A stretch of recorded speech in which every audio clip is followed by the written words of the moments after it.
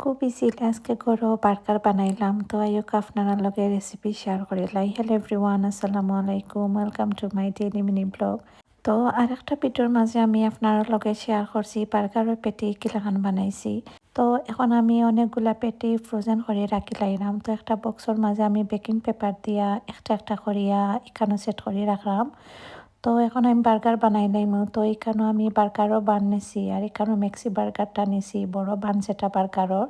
তো প্রথমে আমি বার্গার লাগে একটা সস বানাইছি। তো বার্গারের সসের রেসিপি অন্যদিন আপনার লগে শেয়ার করমুনে। তো এখানেও একটা স্পুন দিয়ে আমি বার্গারের সসটা স্প্রেড করে দিলাইলাম। পরে এখানেও টমেটো দিলাম, স্লাইস করিয়া কাটিয়া নিছি। আর পরে শসা দিছি। আমি একদম নরমালভাবেও বানাইলাম আর এলাখান কিন্তু বানাইলে খাইতেও ভালো লাগে। তো একটা ডিমও এখানেও দিছি। আর এখন সালাদর প্যাকেটটাকে আমি লেচুকা পাতা ইউজ করবো। তো লেচুকা পাতা বার্গার মাঝে দিলে কিন্তু টেস্ট ভালো হয়। তো সাইড থেকে ফার্স্ট পিস আমি লেচুকা পাতা দিলাইছি।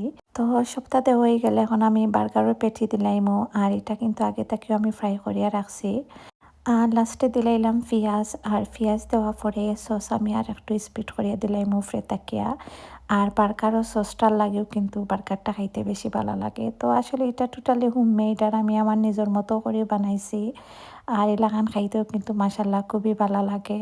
তো সবটা দেওয়া শেষ হয়ে গেছে আর আমি এখন উপর স্লাইসটা দিলাইমো আর একটা কাঠি দিয়ে এটারে সেট করে লাইমো। মাশাল্লাহ দেখতে যেলাখান সুন্দর হয়েছে, খাইতেও কিন্তু খুবই ভালো হয়েছে। আর সন্ধ্যা নাস্তার লাগি ইলাখান হোমমেড বার্গার কিন্তু পারফেক্ট। তো আপনারাও লাখান করে ট্রাই করতে পারবেন।